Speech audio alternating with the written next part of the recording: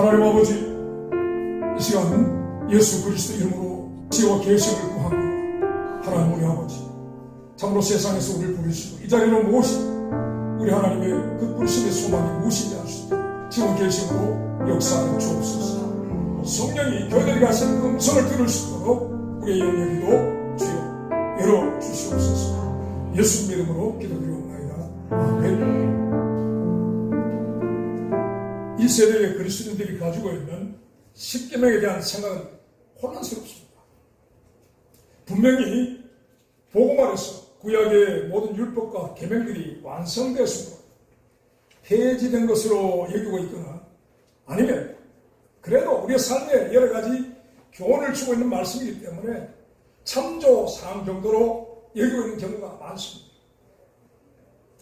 이 계명의 말씀이 참 부담스럽지만 그렇다고 부인할 수도 없고, 복음이 완성되었다고 하는데 그렇다고 폐기할 엄두도 낼 수 없기에, 그래서 많은 경우 이 말씀을 액자에 넣어서 벽에 걸어두는 정도로 해서 이 십계명에 대한 도리를 다하는 것 정도로 그렇게 여기고 있습니다.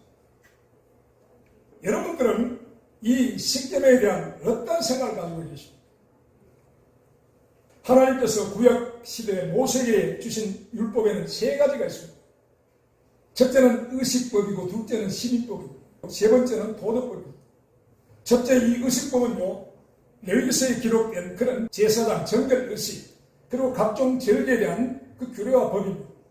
그런데 이 법은요, 신약에서 그 모형의 실체가 되신 예수 그리스도께서 영원한 대제사장으로 오셔서 십자가에서 한 영원한 속죄의 제사를 드림으로써 이 법을 다 이루시게 됩니다. 그래서 이 법은 지금 폐지가 된 법이라고 할 수 있습니다. 그리고 시민법은요, 이스라엘이 하나님의 나라로서 그 질서가 유지되기 위한 법으로서 그 안에는요, 왕의 규례, 그리고 도피성에 관한 것, 그리고 전쟁 수칙에 관한 법과 그리고 일반적인 형법, 민법 같은 것, 그런 법들이 포함되어 있습니다. 그래서 이 법은요, 신약 시대에 와서는 일부 폐지되기도 하고 일부는 재해석되어 사용하기도 합니다. 예를 들면 신명기 25장 4절 말씀 가운데, 박가는 소의 규례에서 곡식 떠는 소의 입에 망을 씌우지 말라 하신 그 말씀을요, 고린도전서 9장 9절에서 10절 말씀에 보면요, 모세 율법에 곡식을 밟아 떠는 소에게 망을 씌우지 말라 기록하였으니 하나님께서 어찌 소들을 위하여 염려하시느냐, 전혀 우리를 위하여 말씀하신 게 아니냐, 이렇게 말하고 있습니다. 신약에서는요, 곡식 떠는 소를요, 그리스도의 일꾼으로 그렇게 재해석해서 사용하고 있는 것입니다. 그리고 마지막으로는 도덕법이 있는데, 이 도덕법은 십계명에 요약이 되어 있다고 할 수 있는 그런 법입니다.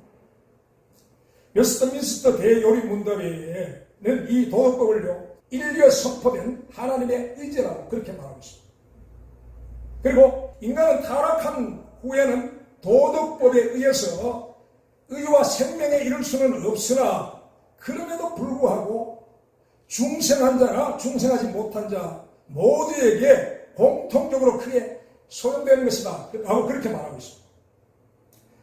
여러분, 이 십계명은요, 구약 시대뿐 아니라 오늘 이 신약 시대에도 여전히 유효한 것은 결코 폐해지지 않았고, 이 땅을 사는 모든 인류에게 공히 적용되는 하나님의 의지로서 영원 불변의 법이라고 하는 것입니다. 곧 신약 시대의 그리스도인인 저와 여러분들에게도 이 십계명은요, 저와 여러분의 신앙생활의 법칙이 되는 것이라는 것을 알려주고 있는 것입니다. 그런데 오늘날 이 십계명은 신약에 와서 복음으로 완성됐기 때문에 지킬 필요가 전혀 없다라고 주장하는 사람들이 있습니다. 우리의 구원과 전혀 상관없는 것이다라고 그렇게 말하면서 십계명의 무용론을 이야기하는 사람들의 소리가 이따금씩 들려오는 것을 듣게 됩니다. 물론 웨스트민스터 대요리 문답에서도 말했지만은, 타락한 이후의 인류가요, 이 십계명을 지켜 의와 생명에 이르는 구원을 얻을 수는 없습니다. 분명히 그렇습니다. 그러나 구원은 하나님에 대한 회개와 오직 예수 그리스도를 믿는 믿음 안에서 발생한다고 하는 것입니다. 그래서요, 이 십계명을 범하고 회개치 아니하면 어떤 일이 일어날까요? 그것은요, 하나님과 관계 속에서 심각한 손상을 가져올 수 있다고 하는 사실입니다. 만약에 십계명을 범해도 믿음만 있으면 구원을 받는다라고 하는 사람이 있다면 그는 회개한 적이 없는 사람이 분명합니다. 구원의 필수 조건 두 가지가 무엇입니까? 그것은요, 회개와 믿음입니다. 광야의 세례 요한이 뭐라고 외쳤습니까? 회개하라 천국에 가까워.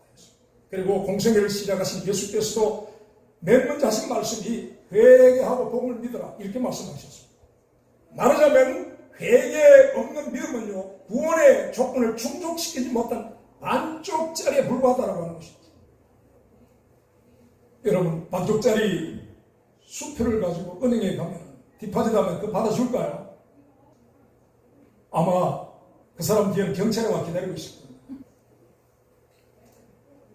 그래서 여러분, 이 회개는 구체적으로 누구에게 대한, 그리고 무엇에 대한 회개인 것일까? 생각해 보신 적이 있습니까? 그냥 회개라니까 그냥 잘못했다고 뭐 그렇게 하는 것이 회개일까? 사도행전 20장 21절에서 바울이요, 자신이 유대인과 헬라인들에게 전한 것이 무엇이냐 하면은 하나님께 대한 회개와 우리 주 예수 그리스도께 대한 믿음이라고 그렇게 말했습니다. 그래서 우리는요, 여기서 회개는 하나님께 대한 회개인 것은 알게 됩니다. 그렇다면 여기서 이 하나님께 대한 이 회개는 구체적으로 하나님의 무엇에 대한 회개가 되는 것이냐 하는 것입니다. 베드로가 예수님을 처음 만났을 때 어떻게 했습니까? 여러분 기억하십니까? 그가 예수님을 처음 만났을 때 주는 그리스도시요 살아계신 하나님의 아들이십니다라고 그렇게 고백했습니다. 어떻게 했습니까?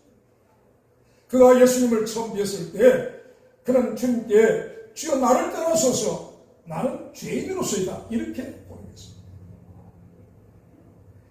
이 말은요, 자신은 하나님이신 당신께 가까이 갈 수 없는 그런 죄인이라는 고백이었습니다. 하나님이요, 죄 가운데 살던 인생에게 찾아오실 때에 처음부터 얘가 그래 이 믿음을 선물로 받아라 이렇게 주실 것 같습니까 여러분? 하나님께서 저와 여러분에게 찾아오실 때 먼저 저와 여러분의 깊고 절망적인 죄의 심각한 상태를 보게 하신 빛을 비춰주십니다. 하나님은요, 범죄한 다윗에게 회복을 위해서 먼저 어떻게 하셨습니까? 그에게 통절한 회개를 요구하신 것을 보게 됩니다. 다윗이 범죄하고도 아무런 양심을 갖춘 것 없이 오랜 시간 그렇게 지냈습니다. 양심에 화인 맞은 것입니다. 범죄하고 화인 맞은 양심으로 마비된 채 지내고 있을 때 하나님은요, 선지자 나단을 보내셔서 그에게 10편 6편이나 10편 51편에 그 회개, 눈물로 얘기를 띄우고 심상을 적시게 만든 회개를 하게 만드십니다. 하나님이 베드로에게 비치시고 이 달성에 비친 그 빛을 여러분 무엇이라고 생각하십니까? 여러분 그것이 바로 하나님의 거룩한 성품과 뜻이 담긴 십계명에 비친 것입니다. 우리는 이 빛 가운데서 자신이 하나님의 선하시고 의로운 뜻을 구함하고 살아온 죄인이었음을 알고 가슴을 치게 되는 것입니다. 이것이 하나님에 대한 회개입니다. 그리고 이것은요, 구약의 다윗과 오늘 저와 여러분이 다르지 않다라고 하는 것입니다. 여러분, 이런 이 빛의 조명 가운데 회개한 사람은요, 복음으로 계명이 완성되었기 때문에 어겨도 상관없다는 그런 말을 절대 하지 않습니다. 도리어 이러한 하나님의 계명을 지키고자 하는 믿음의 삶을 살고자 애쓰게 된다는 것입니다. 만약 이 말이요, 제가 만들어 사는 말이라면요, 저는 즉시 율법주의자로 매도를 당하였을 겁니다. 그런데 여러분, 이 말씀이 어디에 기록되어 있는가? 로마서 3장 31절에 기록되어 있습니다. 그런즉 우리가 믿음으로 말미암아 율법을 폐하느냐? 그럴 수 없느니라. 도리어 율법을 굳게 세웠느니라. 그렇게 말했습니다. 여러분, 이 말을 누가 한 것입니까? 바울 사도의 말입니다. 그리고 모든 사람들이 복음서 중에 복음서라고 인정하는 로마서에 기록된 말씀이라고 하는 것입니다. 바울은요, 하나님께 대한 회개를 하고 예수 그리스도를 믿음으로 의롭다 하심을 받은 의인들은 이 율법, 곧 계명을 폐하는 것이 아닌 도리어 굳게 세워야 한다고 그렇게 말하고 있습니다. 여러분, 여기서 그가 굳게 세우겠다는 율법은요, 로마서 7장 12절에 그가 해석한 것처럼요, 이러건대 율법도 거룩하며 계명도 거룩하며 의로며 선하도다라고 하는 십계명의 말씀입니다. 바울이요, 이 로마서 3장 31절 이 파격적인 말씀으로 믿음으로 율법을 굳게 세우겠다라고 말하기 이전에 기록한 말씀이 바로 복음의 핵심이라고 할 수 있는 믿음의 의에 관한 말씀입니다. 로마서 3장 22절 말씀에 이 믿음의 의는요, 예수 그리스도 안에 있는 하나님의 의라고 말합니다. 그리고 이 하나님의 의의 속성은 거룩하며 의로우며 선한 것이라고 합니다. 그런데 여러분, 이런 하나님의 의를 가졌다고 하는 사람이요, 거룩하고 의로우며 선한 하나님의 의지를 담은 계명들을 범하고도 두려워하지 않고 회개치 않는다면 여러분, 이 사람은요, 자신이 가진 믿음의 진리를 확인해야 합니다.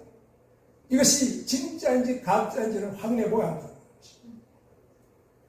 왜냐하면요, 절대로 그럴 수가 없기 때문입니다.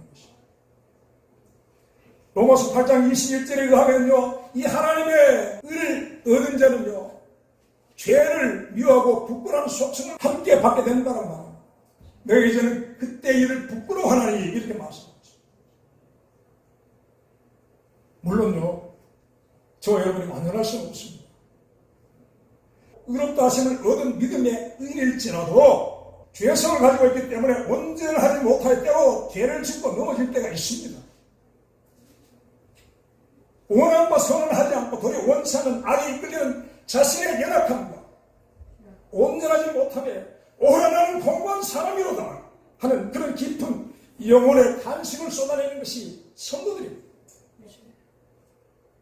근데요, 비록 그렇게 넘어지고 쓰러져도 성도는요, 다시 의의 하나님을 향하여서 일어나며 여전히 죄를 미워하고 부끄러워하는 것이 성도들이라고 합니다.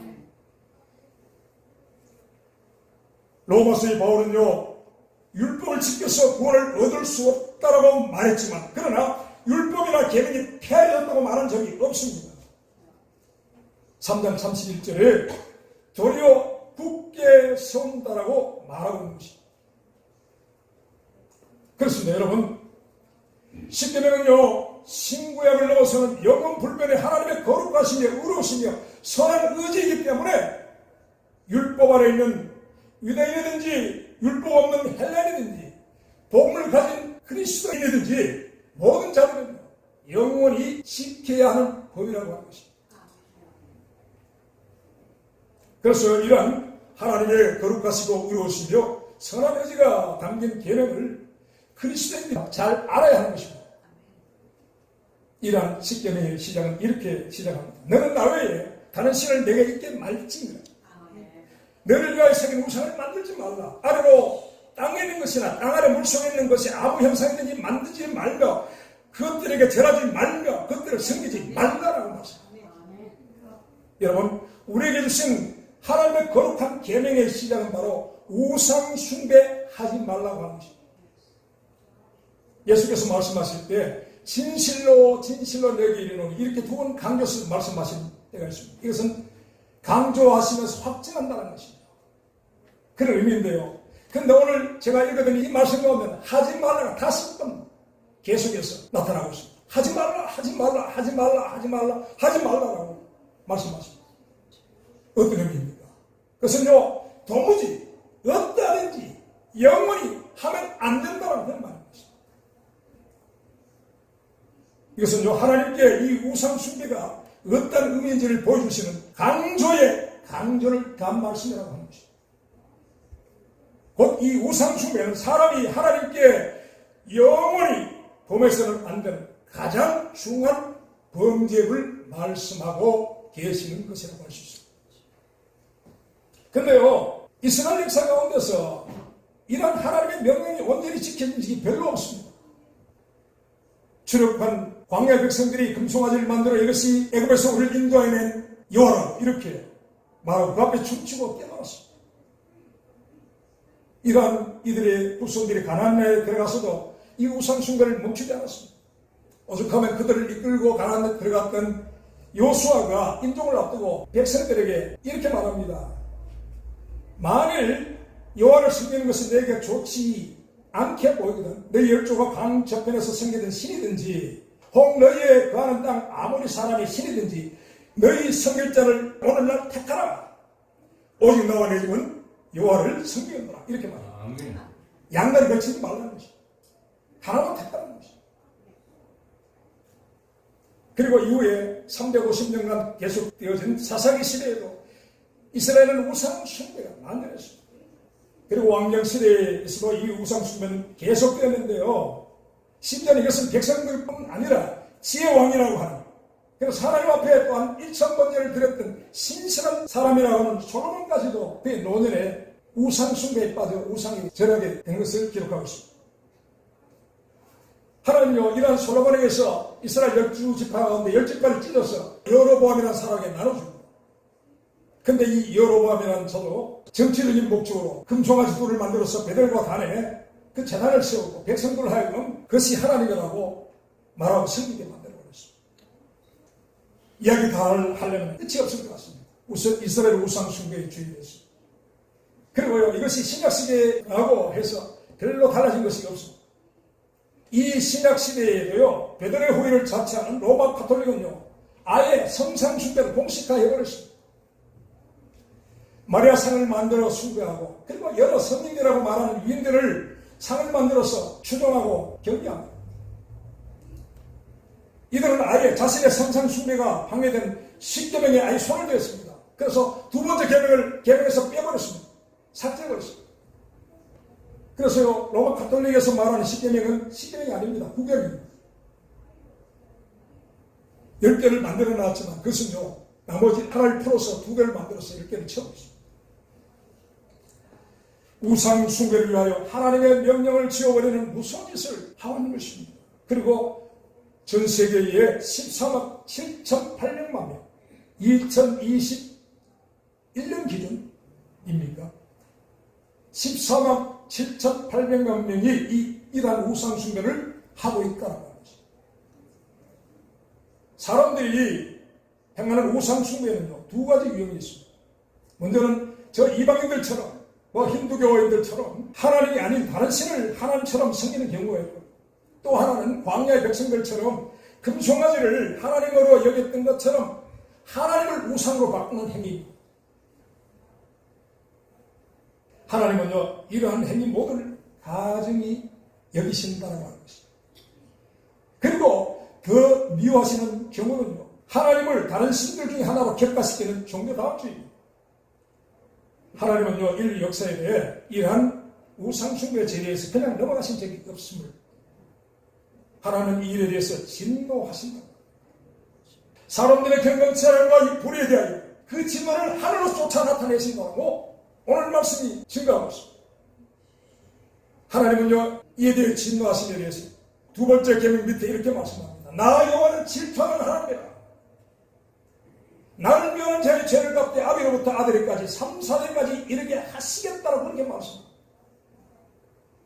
여러분, 하나님은요, 인생들이 행하는 우상 숭배에 대한 그 심판의 단호한 의지를 이렇게 나타내 보시는 것이라고 할 수 있습니다.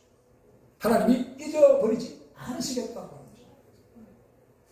사람들의 기억 속에 남겨진 것은 별로 중요하지 않습니다.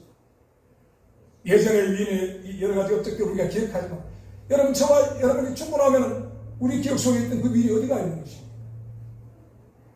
사람들의 기억 속에 존재하는 것은요, 언젠가 다 사라지고 없어지게 됩니다. 근데요, 여러분, 영원한 하나님 속에 가증한 우상 숭배자로 기억되는 것은요, 여러분, 영원한 불행인 것입니다.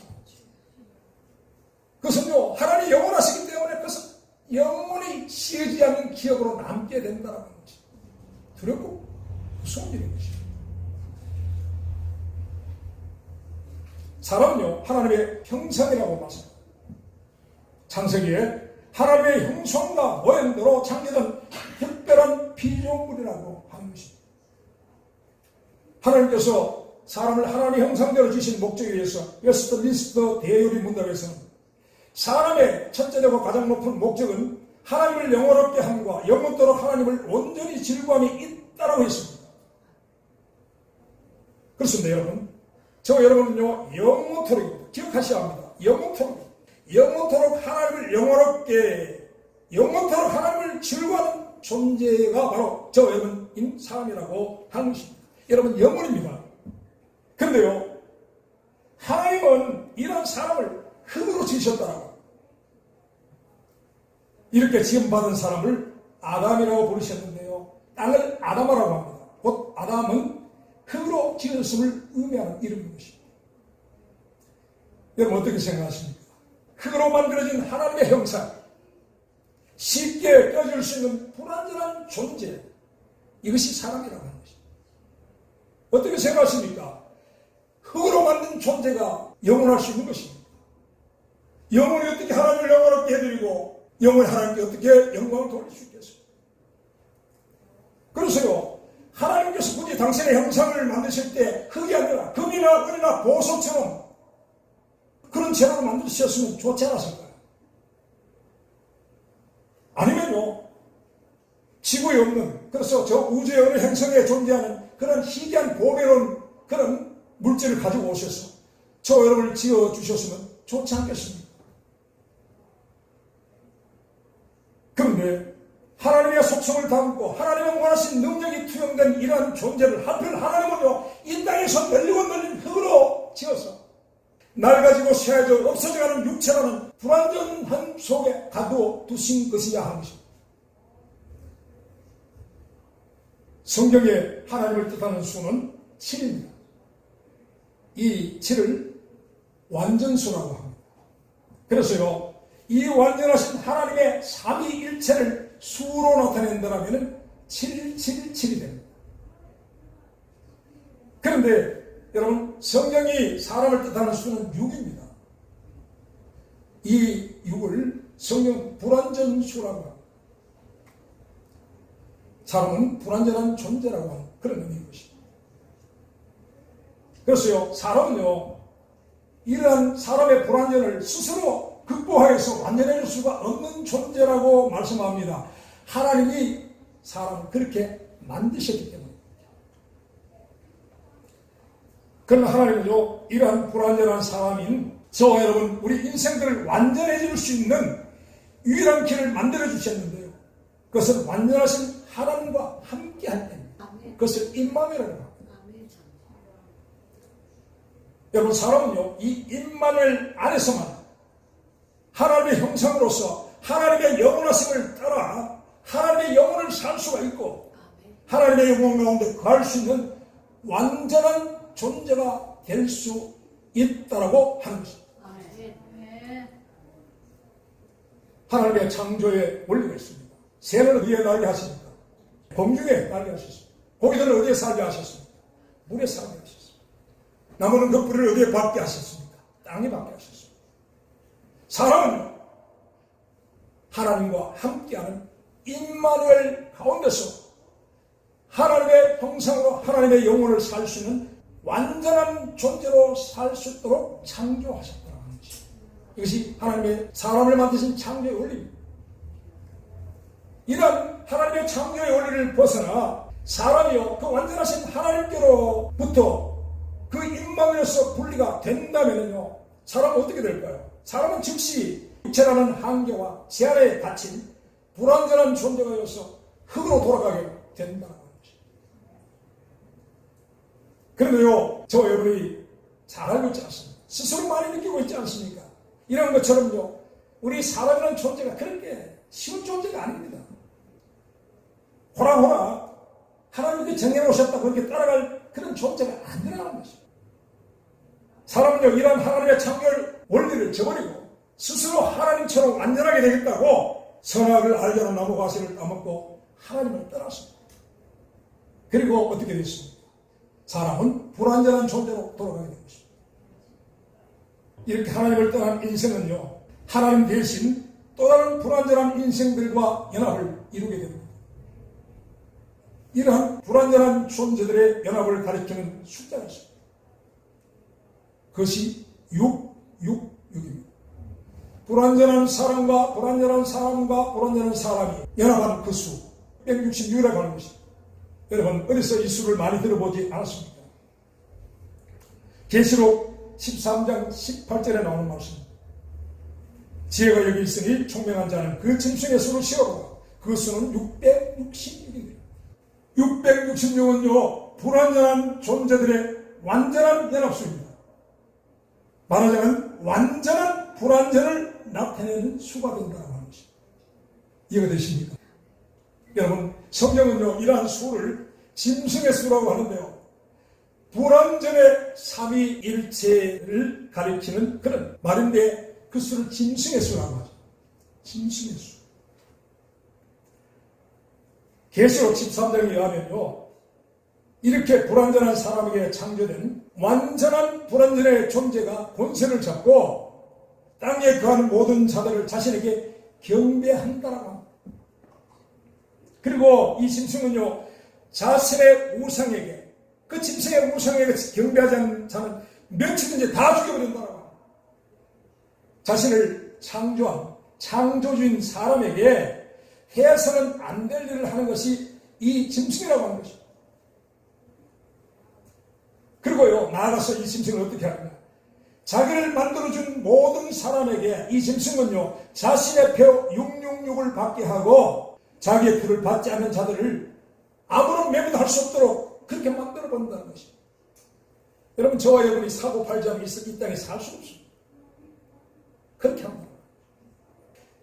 자신을 존재케 한 사람을 이 짐승은 자신의 노예로 삼아 버린다는 그런 의미인 것입니다. 사람의 입장에서는 어떻습니까? 자승자박입니다. 자기가 파놓은 함정에 자기가 빠진 꼴입니다. 여러분, 사람들이 자신들의 만든 짐승에게 도리어 절하고 그리고 그에 의해서 멸망되는 것을 기록한 것이 계시록의 종말 상황이라고 여러분 이해하시면 틀리지 않습니다. 여러분, 이 짐승이 지금 우리들의 눈앞에 그 실체를 드러내고 있지 않습니까? 지은 자는 세어보라 그랬습니다. 저와 여러분의 눈앞에 지금 그 정체를 드러내고 있지 않습니까? 사람의 손에 만들어진 완전한 불완전한 존재. 잘 살펴보시기 바랍니다.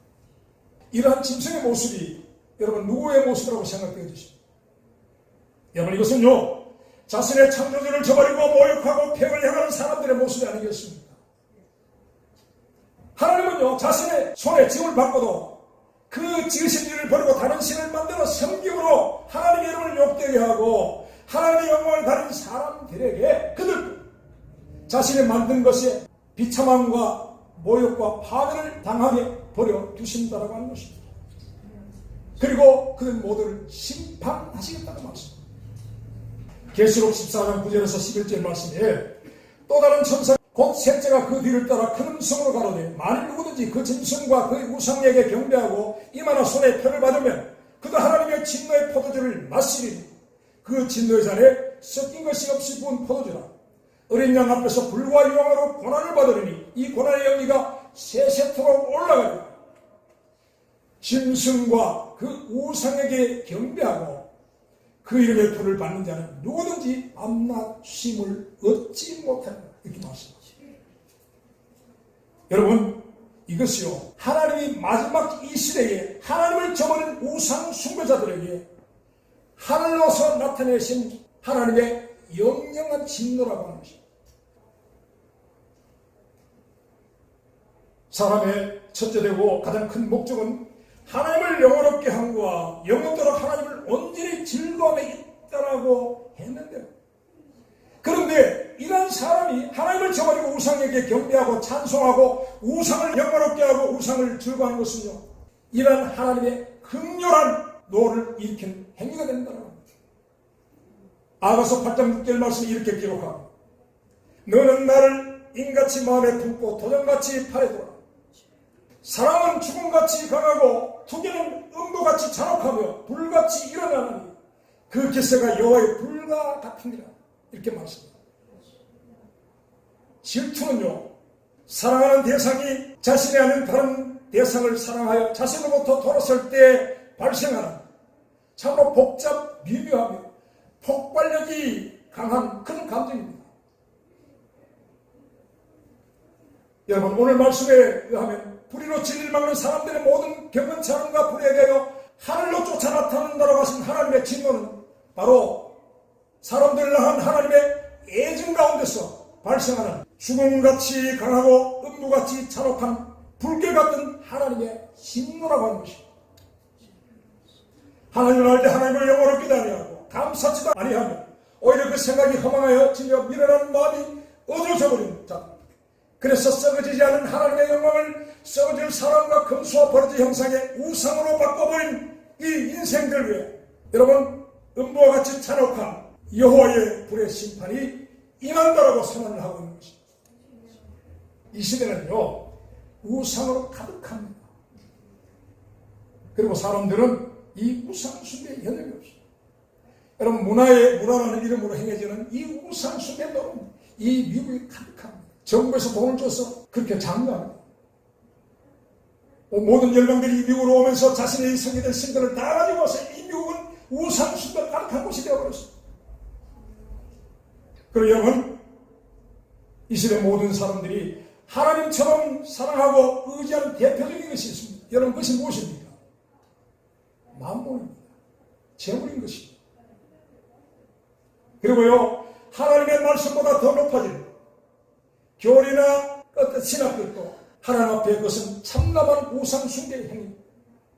이 시대의 종교다원주의는 그리고 기복주의로 남편을 버리고 정부를 따라간 고별 같은 영적 간음의 우상 숭배의 행위라고 하는 것입니다. 하나님보다 더 의지하는 의학도 그리고 건강도 그리고 사상도 철학도 자신의 고집도 교훈들도 우상 숭배입니다. 자기 사랑 그리고 자기 영민 그리고 하나님보다 더 높아진 자신의 의 하나님보다 더 사랑하고 의지하는 모든 것은요 하나님의 투기를 일으키는 우상들이라고 하는 것입니다. 이 모든 우상들과 우상 숭배자들은 영원히 꺼지지 않는 그 진노의 연기 가운데 고난을 받을 것임을 성경이 선언하고 있습니다. 그래서 저와 여러분은요 하나님께서 사람 창조하신 그 뜻 가운데로 돌아가야만 합니다. 인만을 하나님께 돌아가 사람의 첫째되는 그 목적인 하나님을 영원하게 하고 영원히 하나님을 즐거워하는 온전히 즐거워하는 그 자리로 그 원래의 자리로 돌아가야 한다고 하는 것입니다. 하나님을 떠나 온갖 우상 숭배에 젖어있던 우리가 이제 회개하고 하나님께 돌아갈 수 있는 길을 하나님이 열어주셨습니다. 저와 여러분이 허락해 주셨습니다. 그 길이 무엇입니까? 예수 그리스도인 것입니다. 내가 곧 길이요 진리요 생명이라고 하십니다. 그 예수 그리스도만이 저와 여러분이 임마누엘 하나님께 돌아가는 유일한 길이 된다고 하는 것입니다. 예수 그리스도 그분은요 여자의 후손입니다. 우리 믿는 도리의 사도이심의 대제사장이 되시는 분이 예수 그리스도이십니다. 하나님을 저버리고 범죄하고 타락한 아담에게 하나님이 짐승을 잡아서 그 가죽 옷을 입혀주셨는데 하나님께서 이제 불순종의 아들들 가운데 역사하는 영을 따라서 이 세상 풍습을 따라 범죄한 저와 여러분 인생들에게 십자가에 찢기신 여자의 우선인 예수 그리스도로 온눕혀 주심으로 하나님은요 저와 여러분을 향하신 그 하나님의 사랑을 확증하셨다는 거죠. 그렇습니다 여러분. 하나님은 이제 예수 그리스도의 찢기신 몸으로 만든 저와 여러분이 입고 있는 이 가죽옷 안에서 저와 여러분을 만나 주시고 계십니다. 구원의 하나님은 그리스도 안에서 하나님의 진노에서 벗어나게 하시고 하나님과 함께하며 하나님의 영혼을 살 수 있는 유일한 곳이 되게 하셨습니다. 오직 그리스도 예수 안에서. 저와 여러분은 썩어질 세상의 것을 갈망할 필요가 없습니다. 낡아지고 쇠해지고 없어져가는 세상 것에 연연할 필요가 없는 사람들인 것입니다. 그것을 얻고자 그 앞에 엎드려 절하지 마시길 바랍니다. 하나님보다 더 높아진 드라빔의 우상들을 갈보리 십자가 앞에 다 내어버리시고 우리의 구주께서 몸찢어 피 흘리신 십자가를 붙드시길 바랍니다. 저와 여러분에게 입혀주신 이 그리스도의 옷, 이 가죽옷 한 벌이면 족한 것입니다. 우리 인생이 그렇습니다. 이 가죽옷 한 벌을 입고 있는 사람은요 영원한 승리자입니다. 성공자요 행복자라고 하는 것입니다. 아멘.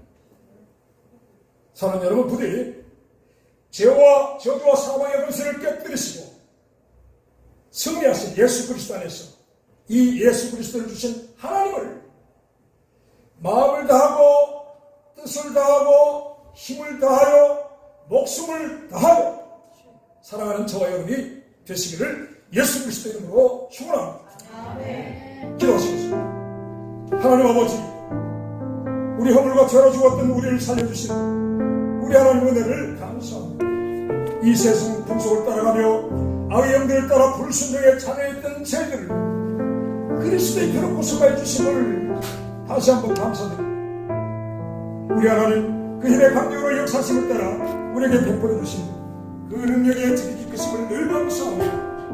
하나님의 영광에 찬송이 되는 우리 모두가 되게 하여 주옵소서. 예수님 이름으로 기도드리옵나이다.